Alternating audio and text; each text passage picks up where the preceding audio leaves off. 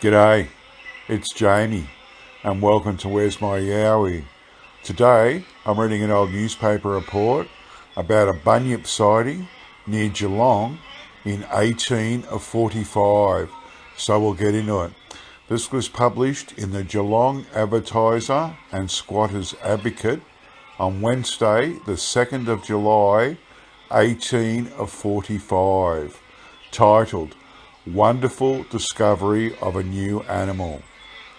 In our last number, we gave an account of the finding of a fragment of a knee joint of some gigantic animal, which, from there being no such animal hitherto known to exist in Australia, we suppose to be the fossil remains of some early period. Subsequent information, however, coupled with the fact that the bone was in good preparation and had altogether a recent appearance, has induced us to alter our opinion. On the bone being shown to an Aborigine, he at once recognised it as belonging to the Bunyip, which he declared he had seen. On being requested to make a drawing of it, he did so without hesitation. The bone and the picture were then shown separately to different Aborigines who had no opportunity of communicating with each other, and they one and all recognised the bone and picture as belonging to the Bunyip, repeating the name without variation. One declared he knew where the whole of the bones of one animal were to be found, and another stated his mother was killed by one of them at the Barwon Lakes within a few miles of Geelong, and another woman was killed on the very spot where the punt crosses the Barwon at South Geelong.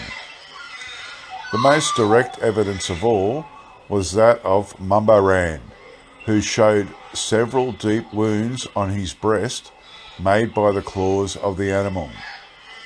Another statement was made that a mare, the property of Mr. Furlong, was, about 6 years ago, seized by one of these animals on the bank of the Little River and only escaped with a broken leg.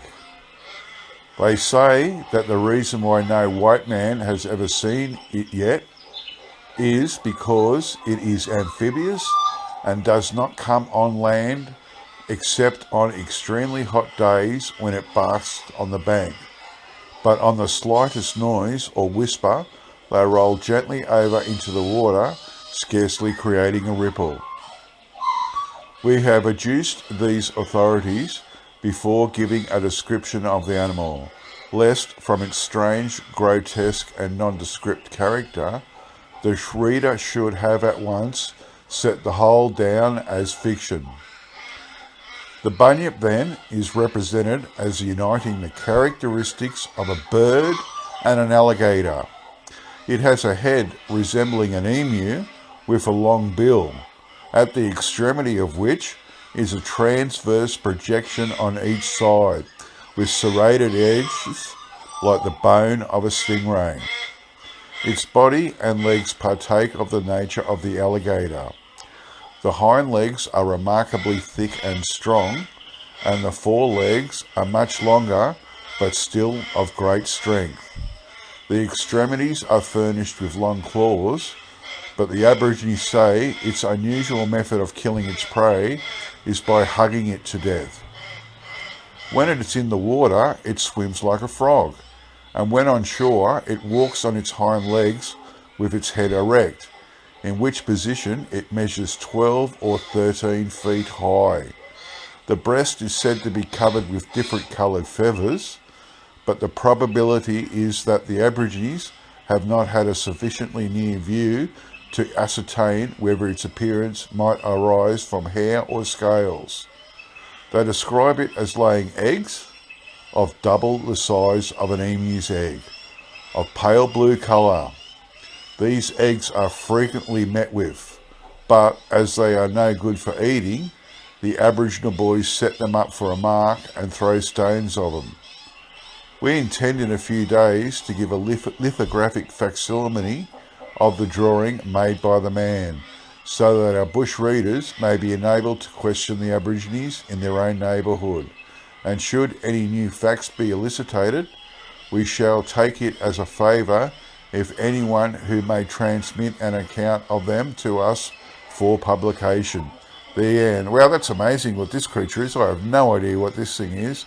They're saying it's got the characteristics of the bird and an alligator, head of an emu with a long bill, and then at the end of the bill it's got transverse projections with serrated edges, and then the body and legs are like an alligator, and the hind legs are thick and strong, and the forelegs are longer but of great strength still, and it's got long claws, and it kills people or things by prey by hugging it to death.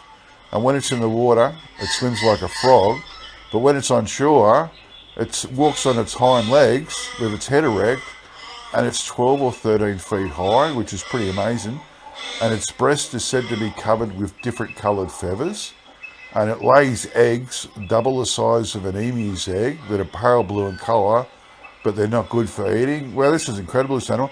It sounds like a dinosaur to me, if anything. If you describe this creature to me, I'd say it was a dinosaur.